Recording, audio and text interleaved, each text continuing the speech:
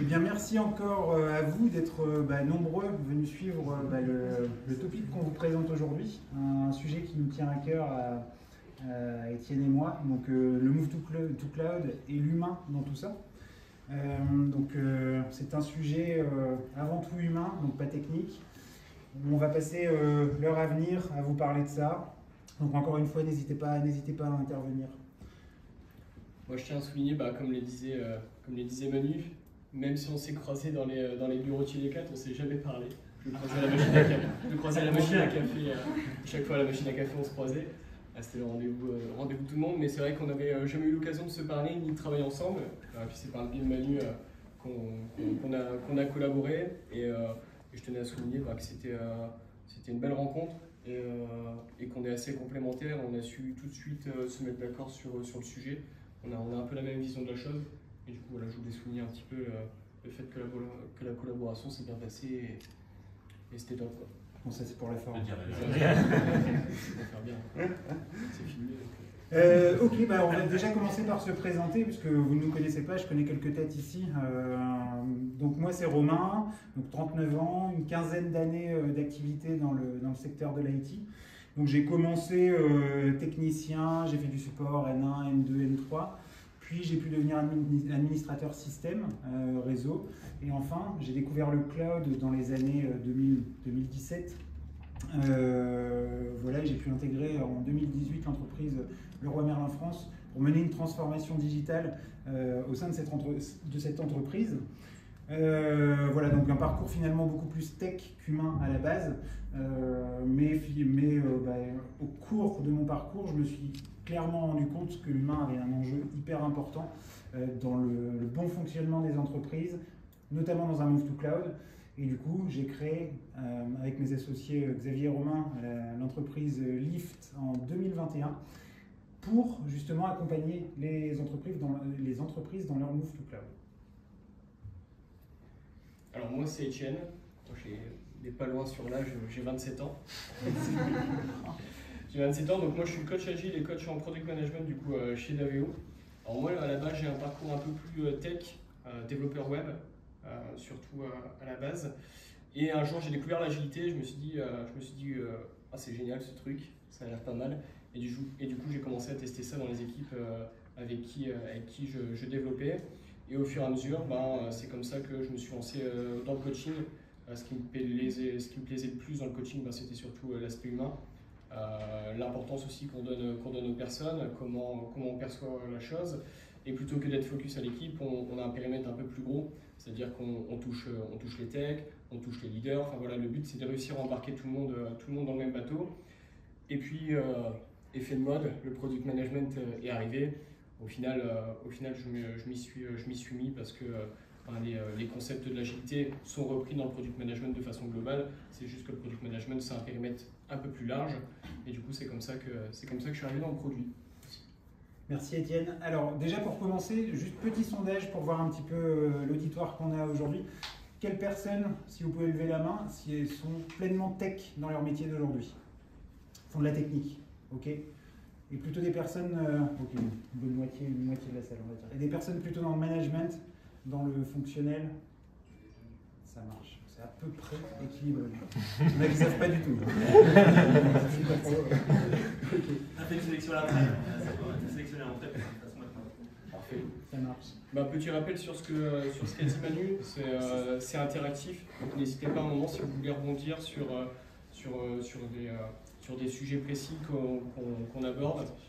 N'hésitez surtout pas à intervenir, à poser des questions avant qu'on passe à la suite. Voilà. Le but c'est qu'on ne vous fasse pas, on vous déroule pas une presse comme à l'école. C'est vraiment là, on interagit ensemble et que ce soit vivant.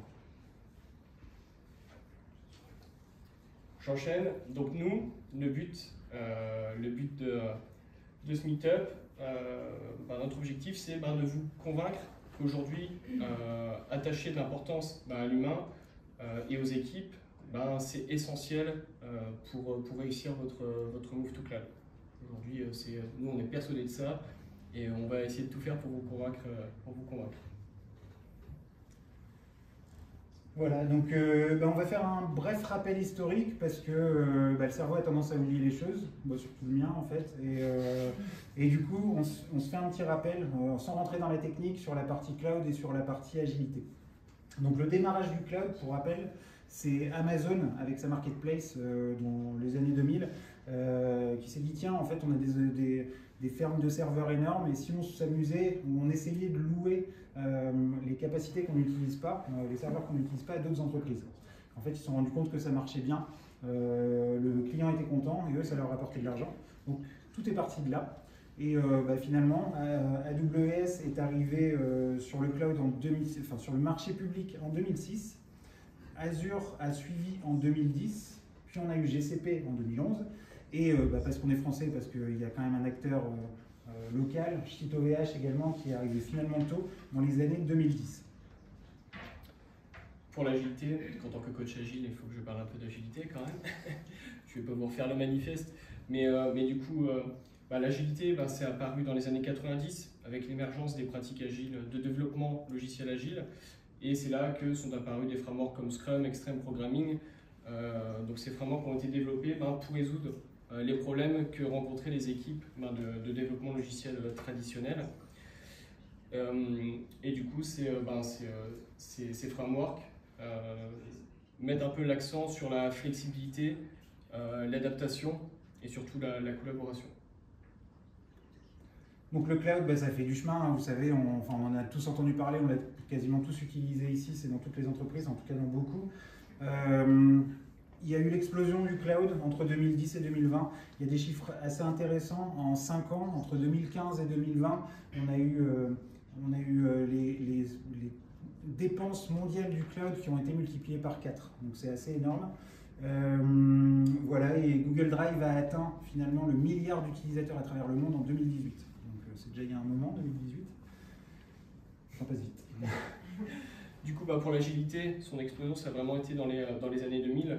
C'est le moment où les entreprises ont vraiment commencé à reconnaître l'efficacité aussi de l'agilité dans d'autres domaines que celui du développement logiciel, parce qu'à la base c'était très basé sur le développement logiciel. Et on a eu aussi l'arrivée un petit peu de l'agilité à l'échelle, et c'est pour ça qu'il y a des frameworks qui sont arrivés comme Safe pour soutenir cette idée. Et du coup, aujourd'hui et demain, en fait, le cloud continue à évoluer. Hein, les prédictions sont toujours dans l'explosion du cloud, on est toujours en plein dedans.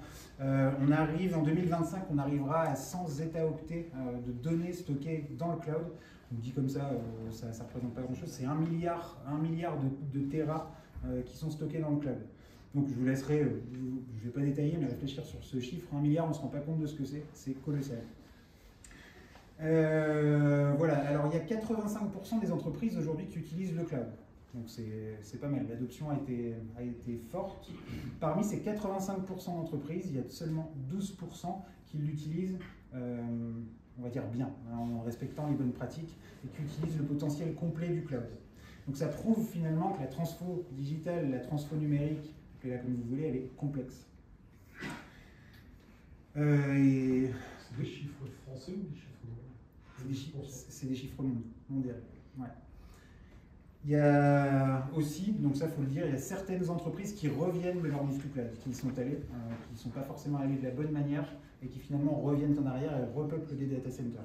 Et juste pour l'anecdote, les data centers à travers le monde ne se vident pas. On est toujours sur une courbe à peu près constante d'occupation des data centers. Pour ce qui est de l'agilité, aujourd'hui on a une adoption plus large des pratiques agiles. Aujourd'hui on parle même plus de philosophie, voire de mindset. Ça c'est le mot qui est souvent utilisé dans l'agilité. On parle de mindset, du coup qui va favoriser l'innovation, responsabiliser les équipes et la livraison de valeur et plus rapidement. Mais aujourd'hui, il y a différentes difficultés, comme l'agilité à l'échelle. Certains soutiennent que l'agilité à l'échelle, c'est très compliqué à mettre en place. Je ne vais pas dire le contraire, je ne dis pas que c'est impossible, mais c'est quand même quelque chose d'assez compliqué. Et le problème qu'il y a avec l'agilité aussi, c'est qu'on entend parler souvent d'effet de mode, c'est-à-dire qu'il y a beaucoup d'entreprises aujourd'hui qui mettent en pratique l'agilité, mais de façon superficielle. C'est-à-dire je prends mes pratiques, je donne les mêmes noms que dans les frameworks agiles, sauf que les process ne changent pas. Donc du coup, pour résumer, en tout cas sur la partie cloud, avant le cloud c'était quoi? On opérait des data centers. Et le cloud c'est quoi? Ce sont des data centers finalement, sauf que vous ne les opérez plus. Vous déléguez finalement une partie des opérations de maintenance, notamment le changement des matériels, de location de salles, à vos cloud providers. Et du coup, les équipes techniques peuvent passer du temps à autre chose. Alors, pas toujours aux bonnes choses, mais à autre chose en tout cas. Voilà. Alors moi, pour ce qui est du résumé, j'ai beaucoup moins de chiffres que Romain. mais grosso modo, l'agilité, c'est une évolution des pratiques de développement logiciel vers quelque chose d'un peu plus philosophique, d'un peu plus global de gestion et d'innovation. Et ça évolue constamment. Hein. Aujourd'hui, on voit aussi avec le product management, on ne parle plus que d'agilité. Ça permet de s'adapter aussi à l'évolution des besoins, des besoins changeants des entreprises, mais aussi des utilisateurs. Ok, je pense que maintenant on a planté le décor, on a fait le petit rappel, on ne va pas aller plus loin sur la partie rentrer dans la technique, c'est pas le but aujourd'hui. Donc on va, qu'est-ce qu'on va faire pendant la suite de la présentation? On va d'abord vous parler du Move to Cloud et de ses défis. On va faire donc un constat là-dessus. Ensuite, on va parler de la gestion de l'humain lors d'une transformation, parce que c'est quand même le thème d'aujourd'hui. Et aussi, on veut vous donner les clés. Alors, je ne dis pas qu'il y aura toutes les clés et qu'en sortant de là, vous allez faire un Move to Cloud parfait, parce que c'est un sujet complexe, encore une fois. Mais en tout cas, il y a une marche à suivre, et c'est ce qu'on veut vous présenter pour y arriver. Donc, on passe à la première partie. Si je vous parle de Move to Cloud, je suis obligé, je dois, en tant que expert du secteur, consultant en tout cas en transformation numérique, je dois vous parler de la transformation digitale, la transformation numérique. Vous en avez tous entendu parler, c'est un terme fourre-tout en général. On fait quoi? On fait une transfo numérique, ça va être super, on va s'éclater. Qu'est-ce qu'on fait réellement? En fait, la transformation digitale, la transformation numérique, on va le dire en français, vous pouvez la concevoir. Elle fait partie d'une transformation d'entreprise qui est bien plus large. Donc en fait, c'est un projet de transformation d'entreprise globale. C'est pas juste transformer le digital pour dire qu'on est passé dans le cloud, ça marche pas. Ça repose sur 4 piliers. Donc d'abord sur un pilier business, ça veut dire que dans notre entreprise, on veut s'adapter aux besoins changeants du client. Je pourrais m'étaler sur ce qui s'est passé pendant le Covid et aux entreprises qui ont réussi à faire du business pendant le Covid. C'est celles qui ont su s'adapter et qui ont su répondre à leurs clients. Et pour ça, c'était pas magique. En fait, il fallait penser à comment on va faire, comment on adapte le business model, comment on change des innovations, enfin, on fait de l'innovation pour s'adapter. Donc ça, c'est le premier pilier, ça part de là. À côté de ça, on a un deuxième pilier qui est la partie people, la partie humaine. On a un projet d'entreprise. Primordial de faire adhérer les hommes et les femmes de l'entreprise à ce projet, de donner du sens. Voilà. Et troisième pilier, on parle des process. Donc changer les process, c'est adapter les process qui sont en place pour les rendre plus malléables, pour faire en sorte qu'ils puissent s'adapter au changement rapidement, parce que le changement, il ne prévient pas quand il arrive. Alors moi, du coup, je vais rebondir sur la partie process. Tout à l'heure, on parlait de cloud et agilité, et c'est vrai que combiner les bons process, la bonne transformation aussi sur le process en embarquant les humains, ça va vous aider aussi dans votre transformation, parce qu'on peut prendre l'exemple de lier le cloud et l'agilité. En bénéfice, ça vous permet de gagner en flexibilité, de livrer de la valeur plus rapidement, d'itérer, de vraiment comprendre les besoins et surtout de rester compétitif et de s'adapter aux besoins utilisateurs qui changent constamment et aussi à la demande du marché. Tout à fait. Et du coup, ce qui est intéressant là-dedans, c'est moi je trouve que cette slide représente bien les 4 piliers. Au milieu, on a quoi? On a le digital. En fait, la transformation numérique, elle est là. Elle est juste sur cette partie-là. Mais en fait, elle vient lier l'ensemble des 4 piliers de transformation d'entreprise. Donc, finalement, le digital est au service de la stratégie de l'entreprise et pas l'inverse. On ne commence jamais par changer le digital pour se dire, ok, c'est quoi le projet de la boîte après? Ça, encore une fois, ça ne va pas marcher. Donc en résumé, si je résume très brièvement, la transformation numérique fait partie d'une transformation plus globale qu'est la transformation d'entreprise. Et en fait, il y a un cheminement à suivre là-dessus, qu'on vous explique juste après. Et finalement, là, on parle de piliers, c'est super, hein, des piliers, c'est un terme qu'on entend en entreprise, on ne fait rien avec des piliers finalement. Dans chaque brique, dans chaque pilier qu'on vous a présenté, il y a des hommes et des femmes qui interviennent et c'est eux qui vont opérer ce changement. C'est à eux qu'il faut expliquer, c'est eux qu'il faut former. On y revient du coup juste après. Donc je laisse Étienne vous présenter la seconde partie. Donc quels sont les principaux défis du Move to Cloud? Yes, du coup migrer vers le cloud, c'est pas facile et vous allez être confronté du coup à différents défis. Le premier défi, c'est l'infrastructure existante. Aujourd'hui, les organisations possèdent des applications, des infrastructures existantes qui peuvent être complexes et interconnectées. Et du coup, ces dépendances et les technologies utilisées peuvent rendre votre migration plus difficile. Et c'est pour ça qu'il est primordial de bien comprendre l'environnement existant, ce sur quoi vous allez migrer, et pouvoir planifier toutes les différentes étapes de votre migration. Deuxième défi, la stratégie de migration. Donc il y a différentes stratégies de migration qui existent. Je laisserai Romain en parler en tant qu'expert. Mais grosso modo, qu'est-ce qui est important pour bien déterminer sa stratégie de migration? Ça va être déjà définir les besoins spécifiques de l'organisation. Quels sont vos besoins? La complexité aussi des applications, des services que vous allez devoir migrer. Et surtout, votre objectif de migration. C'est quoi l'objectif final? Et en choisissant la bonne stratégie adaptée à tout ça, ça va vous permettre de minimiser les risques, mais surtout maximiser vos avantages. Yes, du coup moi j'ai participé, j'ai œuvré on va dire dans 3 transformations de grands groupes et j'ai pu vivre 3 transformations vraiment différentes. Première transformation, on va dire plutôt maîtrisée, donc avec, on y reviendra après, mais transformation maîtrisée qui correspond plutôt à du réarchitecting. Deuxième transformation, une transformation assumée, on va dire, donc qui était moins efficace, elle était assumée, c'était dans la stratégie de l'entreprise. Et c'était du lift and shift. Donc lift and shift, on prend ce qui est en data center, hop, on vient le porter dans le cloud. Si c'est une volonté maîtrisée, pourquoi pas? C'est pas ce que conseillent les cloud providers, mais bon, si c'est assumé. Et la troisième stratégie de transfo, là pour moi c'était une stratégie non maîtrisée et dans laquelle finalement on fait également du lift and shift et on verra bien ce qui se passe. Et il n'y a pas de projet autour de transformation d'entreprise globale et c'est assez frappant. Ensuite, on va retrouver la sécurité des données. C'est une préoccupation majeure aujourd'hui. Et le but, c'est de s'assurer que toutes les mesures soient mises en place pour protéger les données sensibles lors du transfert, mais aussi lors du stockage de vos données. Et là, on parle de gestion d'identité et des accès. On parle aussi de chiffrement, mais aussi de la conformité réglementaire. La gestion des coûts. C'est important, c'est un gros challenge dans une transfo, une migration vers le cloud. Donc là, on va avoir toute la partie infrastructure, donc les ressources qu'on va devoir utiliser pour la migration des données, en fonction de la taille et de la complexité, ça peut entraîner aussi des frais de transfert. Former le personnel, ça il faut y penser aussi.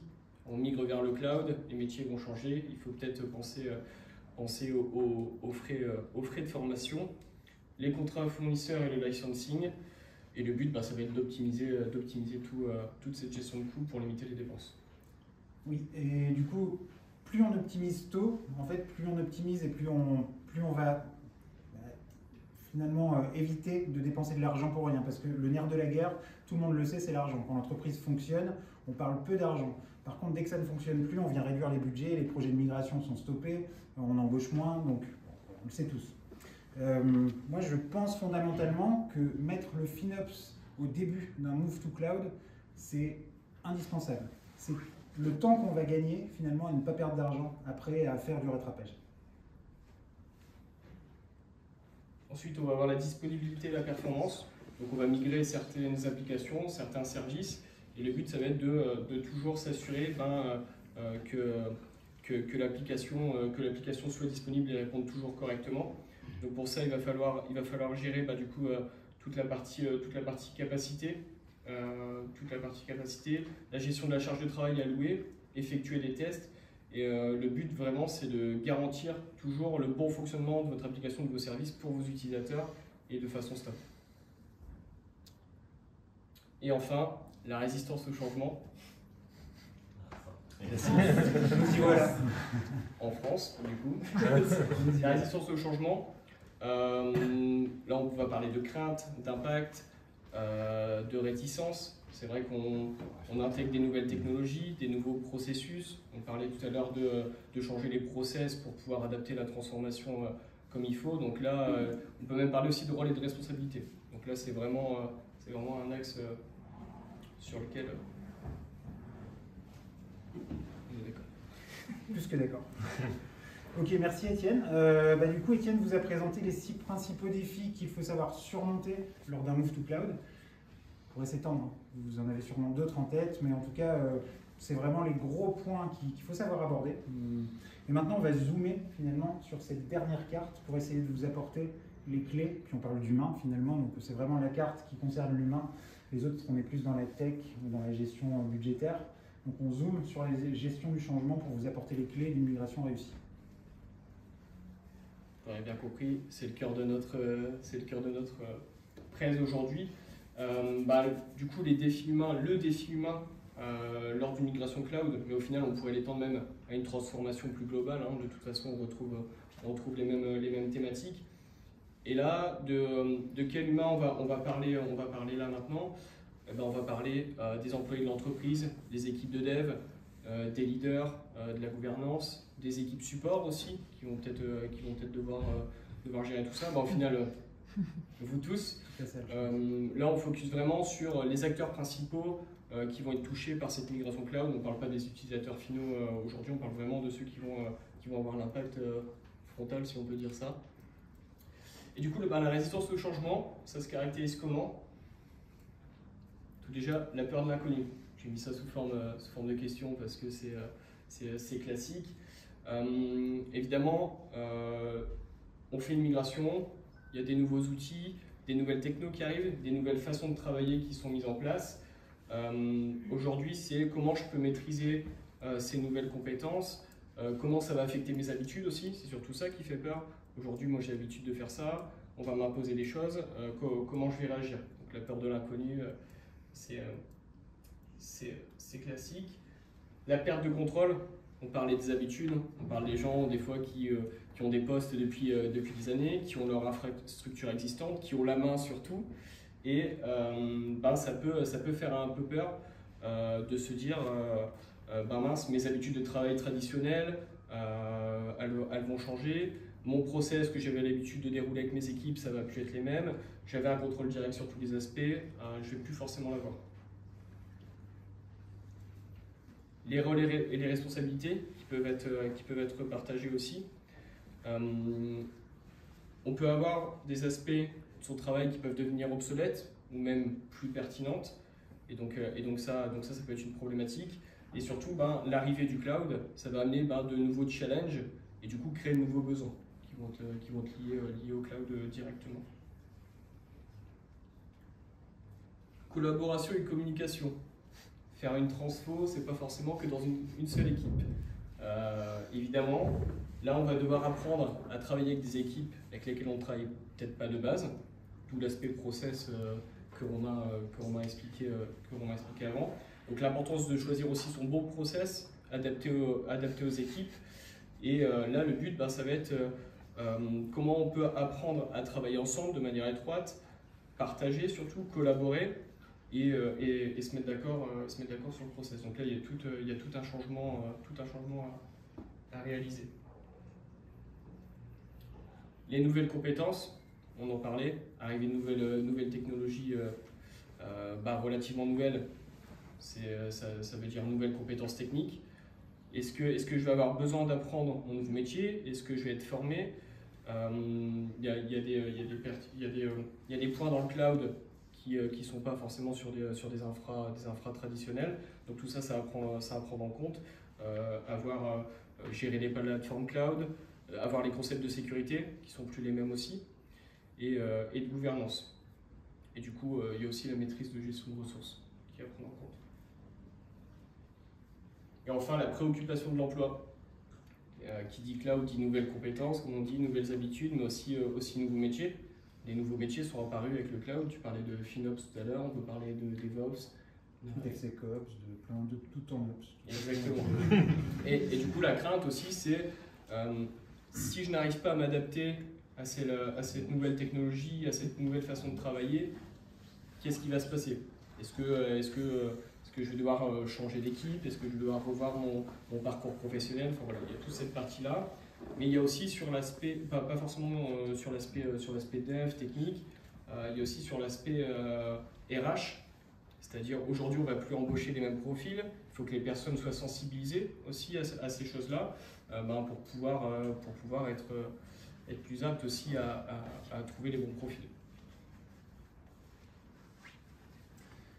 Ok, moi ça en tout cas c'est une slide qui me parle, en tout cas dans les 3 transfos que j'ai pu vivre, des niveaux de maturité différentes, c'est clairement des axes qu'on a rencontrés à un moment. Que ce soit dans une équipe, que ce soit un collègue qu'il faut rallier à sa cause, que ce soit l'évangélisation qu'il faut faire autour des nouvelles techno, enfin bref, c'est vraiment ces points-là auxquels on se frotte. Et encore aujourd'hui, dans une transfo un petit peu moins maîtrisée, moins mature, on y est clairement. La résistance au changement, c'est vraiment le premier facteur qui bloque le reste. Je veux dire, les techs que vous êtes, que j'ai été aussi, je suis encore un petit peu, j'aime bien les techs, on est arrivé à la virtualisation, à un moment c'était un bouleversement. On passait d'un serveur physique à un serveur virtuel, il fallait déjà un peu switcher son cerveau pour dire ok, tout va bien, c'est encore un serveur finalement. Aujourd'hui le cloud, c'est encore des serveurs dans des data centers, c'est encore un bouleversement plus grand avec un catalogue de services énorme et du coup, vous voyez, la complexité de la transformation, tous les sujets qu'on a abordés, on pourra encore s'étendre autour de ces sujets-là. Donc forcément, c'est quelque chose qu'on rencontre systématiquement et on aime bien notre zone de confort, moi le premier. Hein. J'essaie de la bousculer un peu, mais c'est pas toujours facile. Je vais rebondir là-dessus aussi. C'est vrai que tu parlais de transfo cloud, mais c'est vrai que même moi, juste sur de la transfo process, d'agilité au product management, j'ai été aussi confronté à tous ces points-là. C'est pour ça que je disais, c'est pas lié qu'au cloud, mais grosso modo, tu s'es rencontré aussi. Même moi, on parlait de rôle et de responsabilité. Je suis arrivé, c'était des chefs de projet classiques qui ensuite se sont transformés en PO, qui ensuite, avec l'arrivée du product management, ont dû se transformer en PM. Il a fallu accompagner aussi toutes ces personnes-là, pas que les équipes, sur tout cet aspect-là, le changement du métier, la vision qui n'est plus la même, le mindset, que je leur place. Mais voilà. C'est vrai que dans n'importe quel orga et dans n'importe quelle transfo, au final, on retrouve tous ces points-là. Puis au final, on fait toujours des Google Sheets.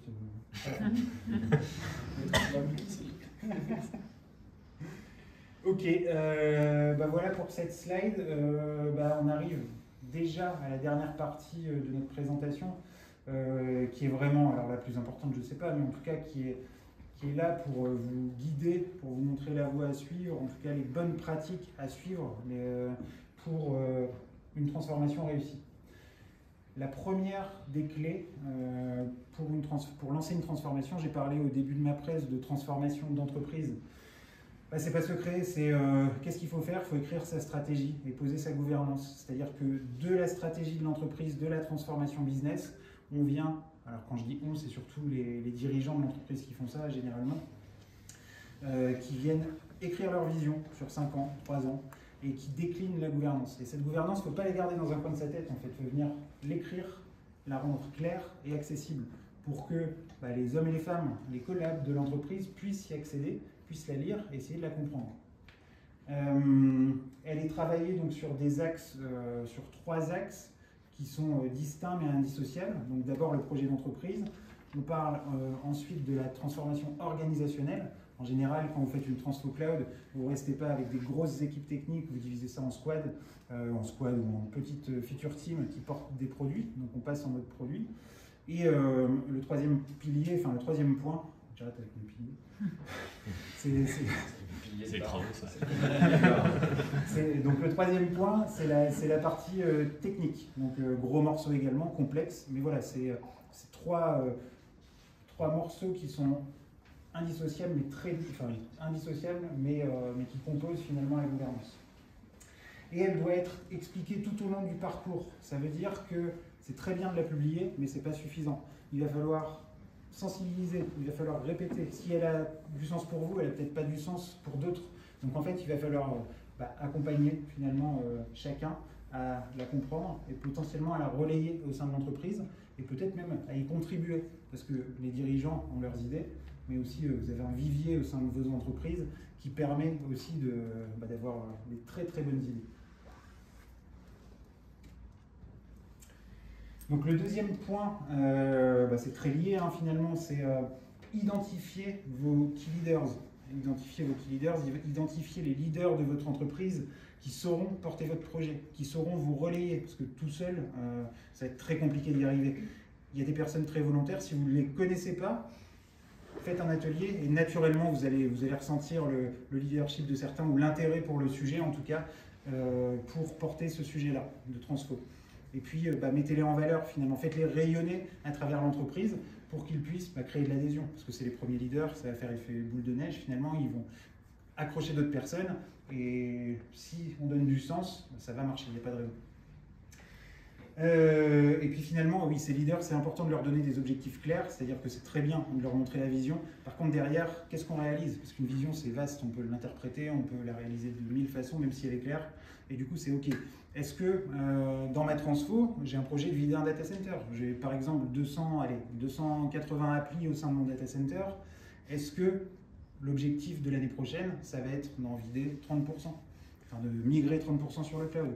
Et de l'année suivante, on arrivera peut-être à 50. Voilà, c'est un objectif clair, chiffré, réalisable.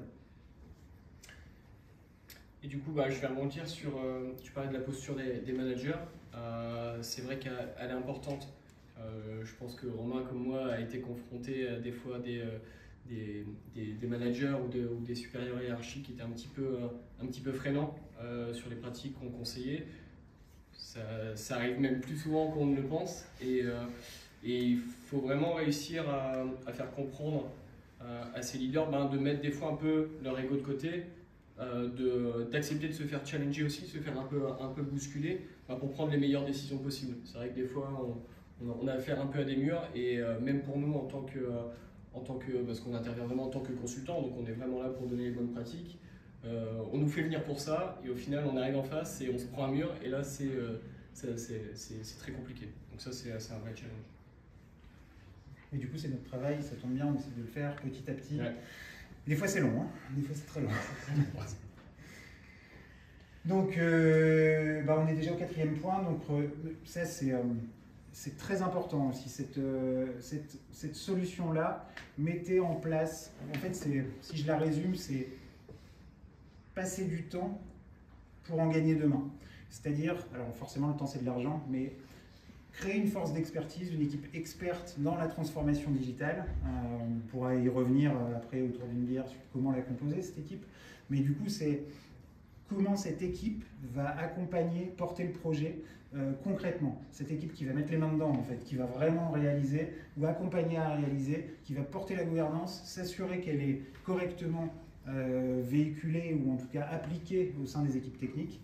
Donc ça, c'est primordial. Moi, je l'ai vécu. Donc j'ai eu l'occasion de monter une équipe et ça a été une super expérience. Alors le démarrage très difficile parce qu'il a fallu créer de l'adhésion, montrer ce qu'on pouvait apporter en termes de valeur dans l'accompagnement de la transfo. Et finalement, au début, c'était un peu plat. On n'avait pas de clients, on n'avait pas de personnes qui venaient parce qu'on n'avait rien prouvé. Sauf que quand on a montré à nos collaborateurs que les notes de frais qui étaient payées en un mois avant, parce qu'elles étaient en on-prem, parce qu'il y avait des briques applicatives très longues, il y avait des interdépendances assez folles, on est passé sur du GCP et on a fait de l'automatisation, on a fait de la Cloud Function, il y avait la note de frais qui était déposée automatiquement et en fait ça déclenchait une automatisation derrière qui faisait que tout le contenu de la note de frais était contrôlé, arrivé au RH, au service pay, il n'avait plus qu'à faire un virement pour le payer. On est passé d'un mois à peu près une semaine. Il y avait encore des interventions humaines dans le process, mais voilà, ça, premier coup. Puis deuxième coup, on continue, on prend un deuxième quick win pour le mettre en valeur. Finalement, on en fait 2-3. Et après, on commence à avoir des sollicitations. Et ça a l'air pas mal, est-ce qu'on pourrait regarder pour mon appli? Moi, j'aimerais bien la simplifier. Je suis intéressé par le cloud. En fait, les gens veulent y aller. C'est juste qu'il faut les convaincre. Voilà. Yes.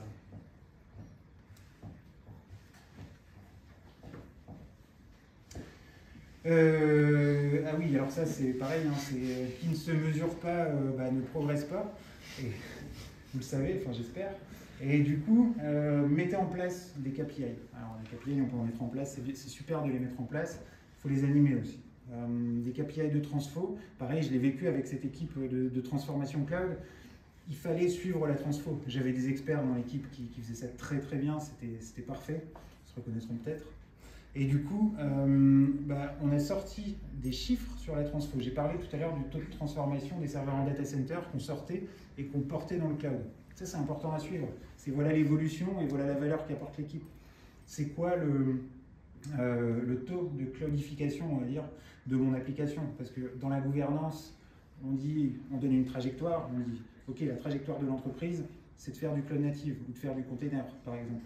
Eh bien, mesurons en fait le nombre d'applications qui font du container, le nombre d'applications qui font du cloud native et le nombre d'applications qui restent sur des machines virtuelles. Et du coup, là, on a des chiffres intéressants également. Des KPI aussi sur la partie FinOps, forcément, pour suivre le FinOps et challenger les différentes équipes. Sur la partie Sécu, le taux de conformité de mes applications. Et du coup, tout ça c'est génial parce qu'en fait, quand on a ces KPI, alors au début, c'est juste des chiffres, sauf qu'on peut se projeter à plus loin et dire « Hey, les équipes » ou « Hey, les managers », on a ces chiffres, qu'est-ce qu'on en fait? En fait, on peut impliquer les équipes pour qu'elles se challengent, les challenger en tout cas, pour que demain, leur équipe, leur plateforme soit plus optimisée. Parce qu'une plateforme optimisée dans le cloud, c'est une plateforme qui coûte moins cher. Peut-être qu'elles se diront, en fait j'ai le dev, je vais l'éteindre la nuit, parce qu'en fait la nuit je m'en sers pas. Et du coup tout ça, ça sort pas du chapeau en fait. Il faut vraiment les chiffres pour pouvoir s'appuyer dessus. Je vais rebondir sur les indicateurs. Là tu parlais essentiellement sur le cloud, mais je vais revenir sur la transfo process. Enfin, moi de mon côté, sur la partie agilité et product management, quelque chose qui est un peu plus compliqué à mesurer. Du moins, moi j'essaye de mesurer le succès dans les équipes. Alors, les indicateurs comme la vélocité, on connaît tous. Mais comment moi j'estime que c'est un indicateur de réussite, la vélocité dans l'équipe? On a tendance à avoir des PO ou des PM qui poussent les devs à livrer pour faire exploser la vélocité. Mais quand je vois ça, pour moi, c'est pas une réussite. Faut pas oublier que la vélocité, c'est un capacitif moyen qui est là aussi pour aider les équipes à ne pas se surcharger et voir s'ils sont sous-chargés, de prendre en connaissance s'il y a des départs en congé, s'il y a des absences, s'il y a des problématiques externes. Moi, j'estime que c'est de la vélocité, j'estime que c'est une réussite à partir du moment où l'équipe n'engage pas trop de travail et se cantonne à sa vélocité moyenne. Donc moi, pour ça, c'est à ce moment-là que c'est une réussite. Après, on utilise aussi les OKR. Aujourd'hui, qu'on entend beaucoup avec les objectifs. Chez Decathlon, c'est fait de façon trimestrielle, mais ça permet au moins de challenger l'équipe et de se donner vraiment les gros axes au trimestre et éviter de partir un petit peu dans tous les sens. Avec l'arrivée du product management, les OKR aussi sont appuyés avec toute la vision et la stratégie produit. Ça reste un indicateur, mais ça peut aider pour les OKR. Moi, ce que j'utilise vraiment comme indicateur de réussite, aujourd'hui je fais des CESAT en interne dans les équipes, que ce soit pour les techs, pour les PM, pour les leaders, par rapport au process que je mets en place avec eux pour savoir un petit peu la satisfaction moyenne. Et aussi, je laisse un champ libre toujours. Je ne fais pas un survey de 3000 pages, sinon on est sûr qu'au bout de la deuxième question, c'est parti. C'est une note de 1 à 5 et un commentaire libre. Et à partir de là, moi, je récolte le feedback et j'essaye après de voir les gens en one-to-one pour voir un petit peu le ressenti plus en profondeur et après mettre les choses en place pour améliorer tout ça. Voilà moi un petit peu comment je l'anime. Super intéressant parce qu'en plus j'aime bien le document de 3000 pages parce qu'en général pour prouver qu'on apporte de la valeur, on essaie d'en mettre beaucoup. On essaie de justement remplir le plus possible pour se dire c'est bon, est-ce que j'en ai mis assez dans mon document pour que ce soit accepté par mon manager? Est-ce que ça correspond à son niveau d'exigence là-dessus? Sauf qu'en fait on se place rarement, comme tu l'as dit, du côté du client qui va lire en fait ce document. Comme moi le premier, moi j'ai un document qui fait 10 pages, c'est dur. Mais, du coup, essayons de simplifier au maximum. Simplifier, c'est très difficile. C'est vraiment difficile, on passe beaucoup plus de temps à simplifier qu'à donner du contenu. Surtout avec ChatGPT aujourd'hui. J'ai pas essayé de simplifier avec ChatGPT, j'essaierai. Ça marche pas. Ça marche pas? Ok, on va très bien. J'essaierai quand même. Voilà, donc très intéressant.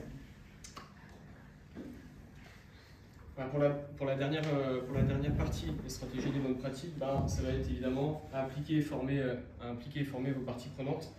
Il ne faut vraiment pas hésiter à consulter les équipes techniques, que ce soit pour une transfo cloud ou quelque autre transformation. Il ne faut pas oublier que c'est ces personnes-là qui sont les mieux placées pour analyser, remonter les problèmes que les personnes un peu plus hautes hiérarchiquement n'ont pas la visu dessus. Et c'est aussi les meilleures personnes qui peuvent donner les meilleures pratiques pour y répondre et les solutions techniques les plus adaptées. Ensuite, cadrer le sujet, toujours, avant d'écrire le planning. Ça, c'est un peu partout. Je parlais moi de mon côté de vision, de stratégie. Il faut vraiment définir tout ça avant de se lancer tête baissée dans Jira et tout écrire comme ça. Et puis on verra ce que ça donne. Il fallait que je fasse Jira. Et du coup, voilà, ça va éviter du coup des frustrations, de réduire aussi vos délais de réalisation et vraiment vous concentrer sur le principal. Du coup, sur cette partie, c'est super intéressant aussi. Souvent dans les entreprises, en fait, on pilote par les délais. Et en fait, nous, on travaille dans la tech. Donc, piloter par les délais, souvent, ça veut dire qu'on n'a pas fait de cadrage technique. Et le cadrage technique, dans la réussite d'un projet technique, cycle en V, agilité, tout ce qu'on veut, c'est la base de tout. Donc, cadrons, prenons du temps, encore une fois, pour en gagner demain. Cadrons correctement, listons les étapes du projet. Parce que si on ne le fait pas, on met une date, vous pouvez être sûr et certain que la date, vous allez l'exploser.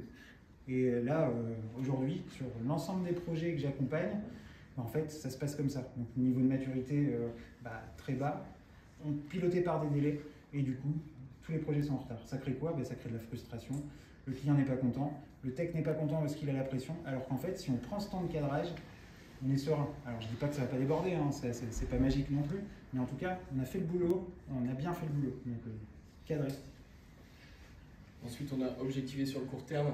Le but, ça va être d'être le plus précis sur votre planification et sur votre réalisation. Donc, vraiment découper vos étapes, vos tâches de façon la plus petite possible, mais aussi de façon très détaillée, qu'il n'y ait pas de surprise. Qu'une fois en agilité, on parle souvent du definition of ready, c'est-à-dire à partir de quel moment on estime que la story, que la tâche est prête à être travaillée, c'est-à-dire qu'on a tous les prérequis, on a tout ce qu'il faut, peu importe qui ouvre la tâche, on sait de quoi on parle, on sait où on va, et du coup ça va optimiser votre delivery et le taux de satisfaction de l'équipe également. Et enfin, on parlait de former les parties prenantes. Tout à l'heure on disait on va arriver sur des nouvelles technos, sur des nouveaux métiers. Il ne faut pas hésiter à utiliser les crédits de formation qui sont proposés par les fournisseurs. C'est vrai que des fois ça s'oublie un petit peu. Je vois là chez Decat, bon, c'est pas sur le cloud, mais ils mettent en place une solution éditeur. Et c'est vrai que là ils se rendent compte, ah oui, on a plein de PSO de côté, ils vont bientôt expirer, on ne les a pas utilisés. Et c'est vrai qu'il faut pouvoir mettre à profit tout ça pour essayer de mettre tout le monde dans le bateau et pouvoir embarquer tout le monde. Ça, c'est primordial. Pour résumer, du coup, les 5 points qu'on vient d'aborder, le premier point, c'est diriger. Donc, c'est partager votre vision à vos équipes, ainsi qu'à la gouvernance, qui en découle évidemment, et de votre projet de transformation. Deuxième point, du coup, relayer, identifier les key users et relayer cette gouvernance, mettez-la en avant. Expliquez-la. Ensuite, on a l'accompagnement. Il ne faut pas hésiter aussi à un moment à se dire on n'a pas forcément les compétences pour se lancer tout seul. C'est peut-être préférable de se faire accompagner. Donc ça c'est vrai que des fois, dans la gouvernance, c'est des décisions qui sont un peu difficiles, mais il n'y a pas de honte à dire on n'est pas capable de le faire. Faisons appel à des experts aussi qui peuvent intervenir, nous donner les bonnes pratiques, que de se lancer tête baissée, faire les mauvais choix, et qu'après ça coûte beaucoup plus cher. Tout à fait. Donc, troisième point, l'accompagnement. J'en ai longuement parlé. Cette équipe, cette force d'expertise technique pour accompagner à votre move to cloud qui est indispensable. et ensuite impliquer. Le but, c'est vraiment d'impliquer tout le monde dès le départ de votre transformation pour vos choix, pour vraiment être transparent avec tout le monde, pour éviter toute la résistance au changement qu'on parlait avant, le fait d'embarquer tout le monde, que les gens se sentent aussi indispensables dans le projet, ça va beaucoup vous aider. Voilà, on a juste passé mesurer, mais je vais pas. Non, mais c'est pas grave, je vais mesurer. C'est qui ne se mesure pas ne progresse pas. Donc mesurer, sortez les KPI et exploitez-les. Désolé. Ouais, c'est pas grave. Bah voilà, on a déjà terminé la presse, donc on a beaucoup parlé. C'était dense, il y avait beaucoup d'informations sur des sujets divers et variés. Bien sûr, encore une fois, pour réussir son Move to Cloud, c'est pas juste une presse d'1 heure qu'il faut faire et tout va bien se passer, c'est mettre en pratique, c'est mettre les moyens en face pour rentrer dans les détails de chaque item et vous faire accompagner, bien évidemment, par les experts du marché, chez Daveo, j'ai mon entreprise aussi qui travaille sur ces sujets. Il y en a beaucoup, donc ne pas hésiter à les appeler. Parce que des transformations vécues, finalement, sont des transformations, c'est de l'expérience de gagner. On a vu des choses qu'on ne veut pas reproduire, et pour ne pas les reproduire, déjà, si on s'en suit au plan, ça risque de beaucoup mieux se passer. Donc maintenant, on a beaucoup parlé. C'est le temps des questions-réponses. Donc voilà, si vous avez quelque chose qui vous passe par la tête, quelque chose qui n'est pas clair dans la presse, n'hésitez pas, levez la main. Et puis vous posez votre question, et puis on y va. On va essayer d'y répondre.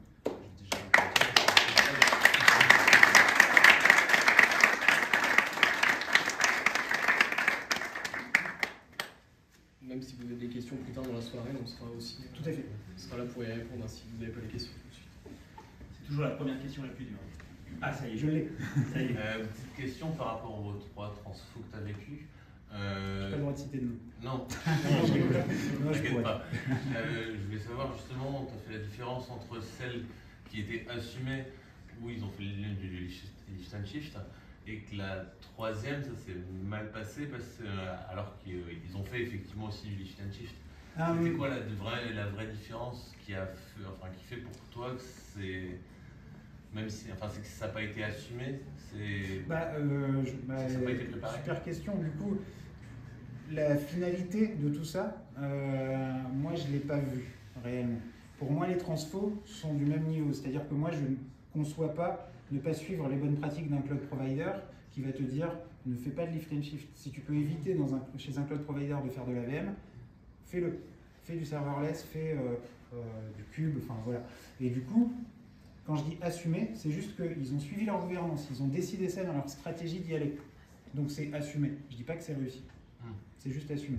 Et du coup, pour moi, le lift and shift, c'est très problématique parce que tu vas te retrouver à payer sur 2 tableaux pendant longtemps. C'est-à-dire que tu vas vouloir vider ton data center, tu vas vouloir migrer, faire du 1 pour 1, mettre tes applications dans le cloud. Ça coûte énormément plus cher de faire tourner une appli chez un cloud provider comme Google, Azure ou AWS que de le faire tourner dans une salle qu'on sous.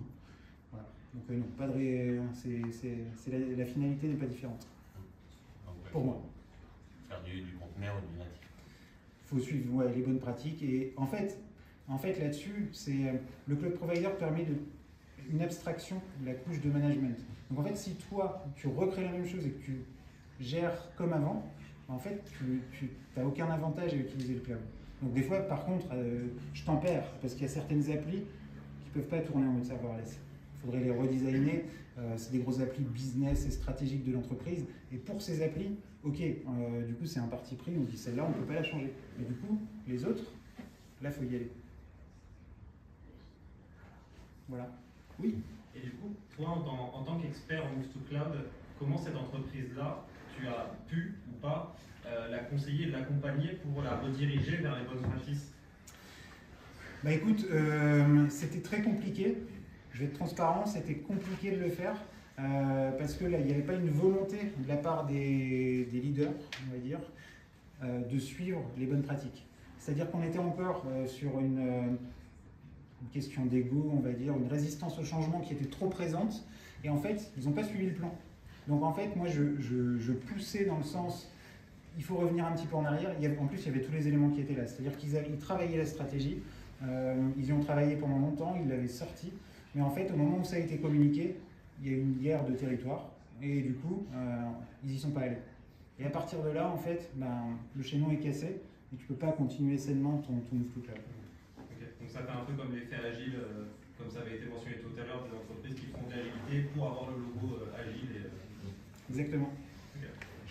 Alors ça ne veut pas dire que dans l'entreprise, il n'y a pas des applis en serverless, qu'il n'y a pas des technos super cool, mais à l'échelle, en fait, le Move to Cloud qui devient global, il n'est pas efficace. Voilà. Est-ce qu'il y a d'autres questions?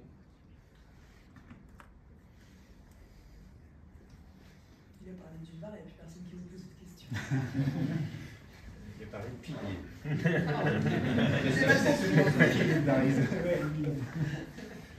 Ok. Bah écoutez, moi j'aimerais bien, maintenant qu'on vous a raconté tout ça, j'aimerais bien faire un petit sondage, parce que si vous ne deviez retenir qu'une chose de la présentation, c'est finalement la réussite de votre Move to Cloud repose avant tout sur l'adhésion des hommes et des femmes qui l'opèrent. Est-ce qu'aujourd'hui c'est quelque chose qui vous parle et quelque chose pour lequel vous êtes convaincu? Alors je vais vous laisser peut-être lever la main tout doucement. Si vous êtes OK, ou si vous c'est pas quelque chose qui vous parle et quand vous avez besoin d'être convaincu encore, levez pas la main. Est-ce que ça vous parle, cette phrase-là? Bon, ça va alors. Merci. C'est pas mal, c'est pas mal. Donc, ça illustre bien le fait que tout le monde, tech, pas tech, est impacté par ça. Oui? J'ai une question, on parle de cloud, mais est-ce que tu as déjà dit à un client, ça sert à rien d'aller dans le cloud en fait que c'est présenté, nous ce qu'il a comme appli, parce que justement c'est trop obsolète, c'est du legacy, c'est pas cloudable en fait. Ouais, j'ai pas dit à un client ça sert à rien d'aller dans le cloud parce que c'est du legacy.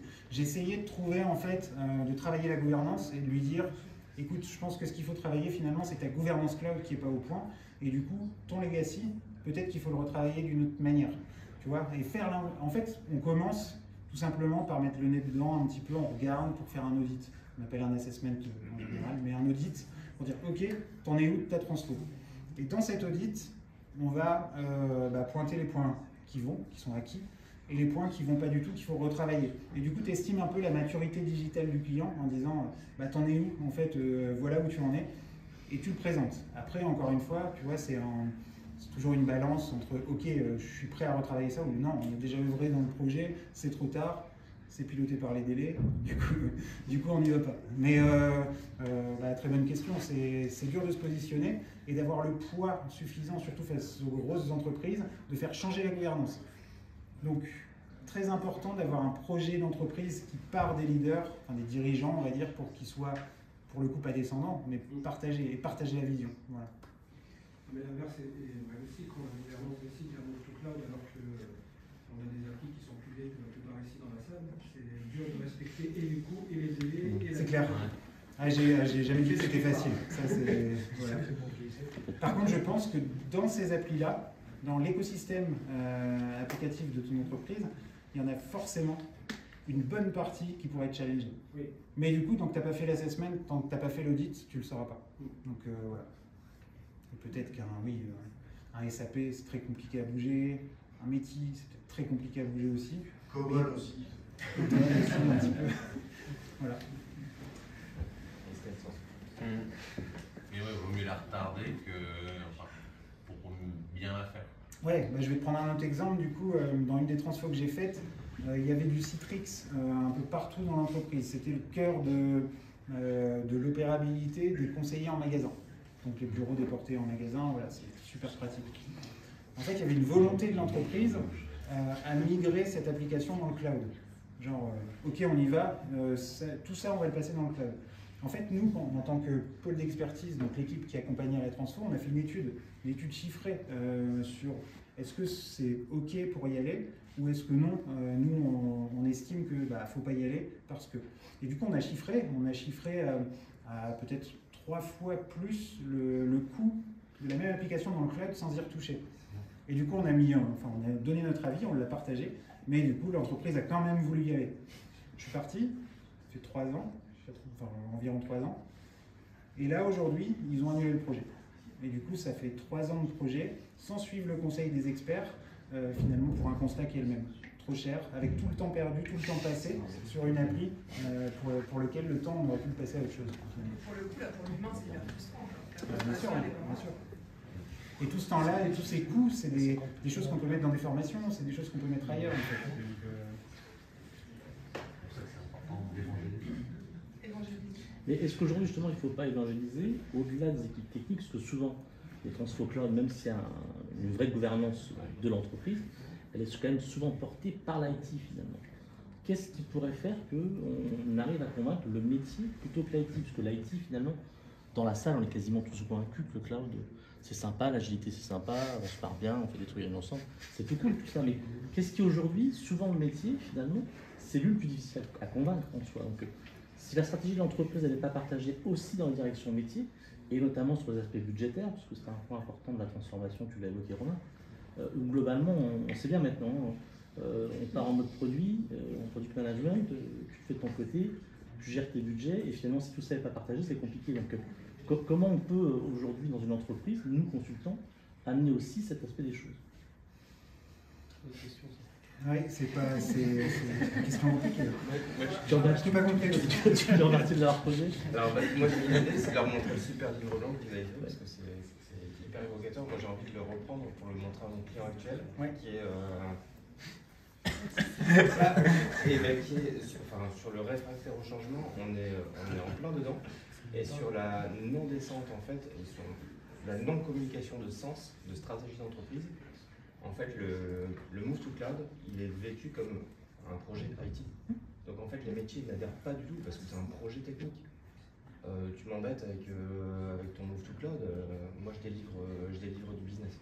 Et donc là, en fait, le premier maillon, c'est vraiment la stratégie d'entreprise et la volonté de transformer l'entreprise avant de dire on fait un Move to Cloud ou on fait une transfo digitale.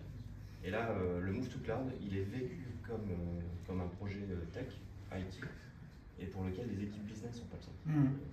C'est là qu'il faut prouver encore plus, montrer la valeur, encore plus, faire quick win tout à l'heure, mais en fait montrer vraiment les atouts à faire ça, apporter du sens, encore une fois. C'est pas facile, hein, mais on a toutes les clés pour le faire en fait. Et peut-être que c'est pas d'abord les équipes business qu'il faut aller voir, c'est les équipes de la direction IT, et pour qu'elles soient en phase, et ensuite faire des démos, montrer pourquoi on y va, montrer ce que ça apporte, montrer que ça réduit les coûts, finalement si on le fait bien, etc. C'est convaincre, encore une fois. C'est aussi démontrer, nous IT, on doit démontrer aussi à nos métiers qu'on n'est pas un centre de coûts. Et très souvent, aujourd'hui, le changement de culture est là finalement dans les entreprises, c'est que très souvent l'IT a été vu comme celui qui impose sa loi.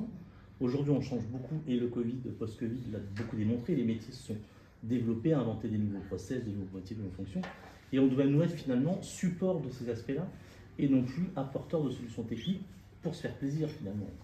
J'entendais parler de COBOL, on parle de Python à un client aujourd'hui, s'en fout, ça l'intéresse pas. En revanche, ce qu'il veut savoir, c'est ce qu'on délivre derrière et comment on lui délivre et ce que ça va lui apporter en termes de valeur.